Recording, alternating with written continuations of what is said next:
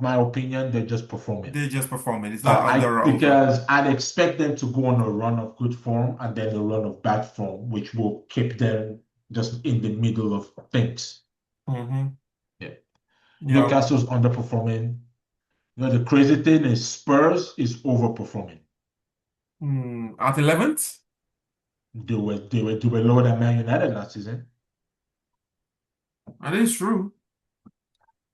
Isn't that crazy? Spurs is overperforming. Now Well, they're that's underperforming. I underperforming think it's their under. expectations, but they're overperforming their last result. Well, sure, they are, but But their expectations, yes. I look at that team. They're a very peculiar team. I look at that team, and on paper, they look like they should be a lot better. on paper, yeah. On They paper, got they look every like they should be a lot better. they The got problem every is when issue they start situated. playing, it's almost not almost. They carry no threat.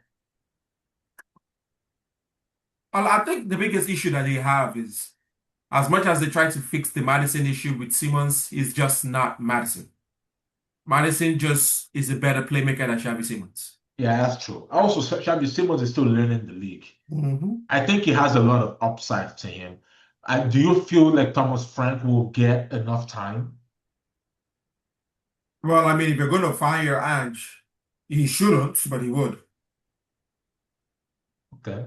All right. Brighton, underperforming, performing, or overperforming? Performing, I think performing too. Everton, overperforming. Come on. Sunderland, Overperforming. Liverpool. Underperforming. Actually, Liverpool is performing exactly as I thought they were. I think this is what I was expected. I mean, I think from league I champion need to we need to this, they're find the under. clip. We need to find the clip from our preseason conversation. I did a full analysis on Liverpool and why I thought they were not going to repeat as champions. I picked you guys as champions, Arsenal, and Man Hmm. City second place. I picked United somewhere, I think fifth or fourth, Hmm. right? And Liverpool, I think I put them fourth.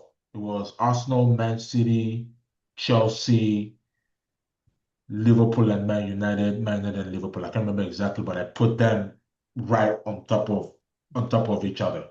Hmm. So for me, I think they're performing exactly where they should be. I think they'll end up somewhere. They'll end up somewhere fourth. Now, Man United, based off of last season results, they're overperforming. But based off of the transfer window that they had and what I saw from Amorim, the Amorim's game model and what I saw that he was trying to do last season before the end of the season, I think they're performing just around where I think they should be. This season, I thought they would finish somewhere between five and seven. That's what I think. I think they'll be somewhere between 5 and 7. I honestly want them to be five, so that way there could be an outside chance of sneaking into the Champions League. But six would not surprise me at all. I think six is probably where they're going to be. Wherever they finish this month is where I think they'll finish the season. Okay. They might Okay. go down, but then they'll pick up some form again and and Mm. go, and go back up. So that's what I think. Crystal Palace is honestly Overperforming. performing. Overperforming. I think they're performing. They were really good last year to end the season. Hmm. They were really good. But top five good?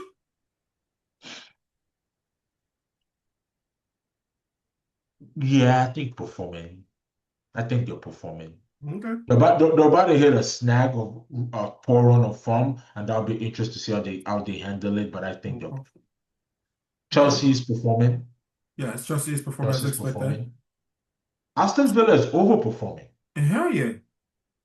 Aston Villa is overperforming. Man City is performing, Hmm. and Arsenal is performing as expected. Like, in my Yeah, opinion. yeah. Arsenal performing, Man City performing. Yeah, Yeah. yeah. I think we were pretty much on the same page on that. Now, next question for you. Best player so far this right now. Morgan Rogers. Are you looking at it from a performance perspective or from a delivery perspective? From a performance perspective.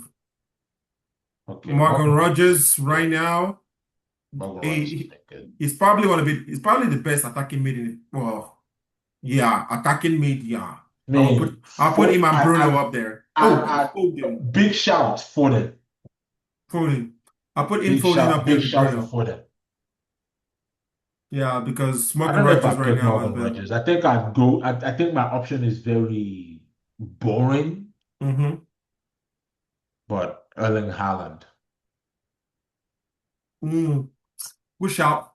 Push out. Yeah, My Haaland is option good. is boring, but Erling Haaland, I Yeah, think. I think Haaland is probably I mean, Now, if we're talking about most valuable to their team that their team can't do without, mm-hmm. Bruno. Or Daniel Ballard. Of Sunderland, Mm-hmm. nah, I think they can do without him. You remove Bruno from Man United, boy, they are going to struggle. The pain and suffering will be way too If you much. remove Haaland from Manchester City, They'll still find goals. It will be tougher and harder, but they'll still win games. You remove Bruno from Man United, the whole wheel comes off. Right now, the wheels are falling off. Bruno at the wheel. Right now, yes, Bruno had the wheel for real. Okay, best case scenario for the current top six teams. Let's make it top seven because we know Liverpool is going to rise. So Best case, best case scenario in terms of position. Let's rank 7 to 1. I go Crystal Palace 7, Crystal Palace 7, Liverpool 6, Liverpool 6. Ooh, bold. Manchester United 5, Okay, Aston Villa 4, okay. Chelsea 3, City 2, Arsenal 1. Ooh, okay. All right, all right, all right, all right. Should I go? Go ahead. Okay. I will go with Crystal Palace 7. Crazy enough, I actually feel like they're going to drop out and end somewhere here. Yeah. So, but because we're only talking about the top seven, so I'll go Crystal Palace 7th. I'll go with Man United 6th. Okay. Yeah. As of today, if they make some changes, then it might be different. Mm-hmm. But because of AFCON and losing Ahmad, who's probably our best player on that right side, because I know a lot of fans like Mboma. However, honestly, he's not being as good as he probably could be. Mm-hmm. So, so that Ahmad is a huge miss for us. But anyway, I'll go with Manchester United 6th. Then I'd go with Villa at 5th. Okay. Then I'll go with Liverpool at 4th. Okay. Chelsea 3. Mm-hmm. I'll still stick with my preseason call of Man City 2 and Arsenal 1. Okay. Yeah. Okay. Okay. Let's talk about your club, Arsenal. What about us? What did we do? Okay. What's the best case scenario for Mikel Arteta? He needs to win either Premier League or Champions League. And what's the worst case scenario that keeps him in the job? Worst case that keeps him in the job. Yes. For me, Yes. win Premier League or Champions League. Worst case? Mm-hmm. Hmm. Wow. A manager that hasn't won any major silverware since 2020. Yes. Worst case scenario is to win both the Prem and the Champions League. No, or, Oh. not both, Oh. or, not both. Okay. Yes. Either or. Okay. I can take that. Who do you feel needs to step up in the team to be better? Or for you guys to challenge and win one of those two trophies you just mentioned? Gyökeres, Let's speak about your courage for a second. What's the issue here? cohesion with the team. Works hard, presses hard, doesn't get chances. Whenever he gets the ball, he's not in the scoring position. Do you think it might be because he's playing a lot of low blocks? No, I think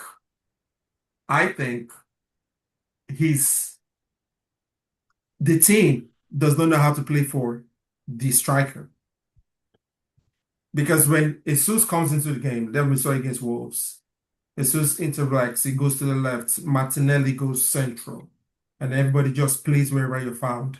Whenever Gyökeres is on the field, Gyökeres is always central. He's trying to make runs and he's trying to make all of that. But the team is so used to playing in whoever finds themselves in whatever zone when we have the Uh-huh. ball, it's like they're working overtime to rearrange the zones when Gyökeres is on the pitch, make sure he's in the right zone he needs to be. And what usually ends up is whenever he finally gets into space, he is somewhere on the edge of the box, like on the left side of the box, sitting on the right side. He's not in the central spot where he needs to be because of the way he plays. So, like our Arsenal strikers usually get to the central of the box is they come from behind the play.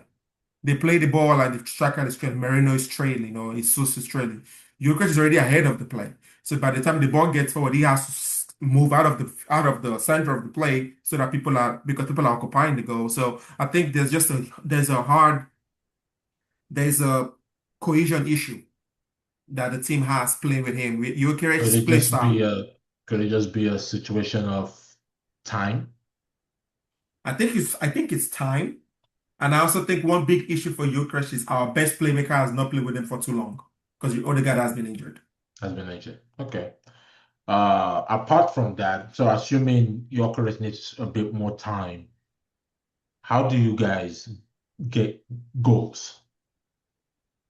I think with us though, the goals are in the team. Trossard will get up, will give us goals. We know Martinelli will help us. Saka needs to step up too. I'll say that. Saka needs to step up too. But ultimately, once Kai returns from injury, we're going to be fine. Attacking wise, when Kai Havertz return, we're going to be fine. So a situation where Arsenal wins maybe both the domestic cups, like the EFL and the FA, but do not win the UCL and the Premier League leads to what for Arteta? I mean, me personally, underachieving.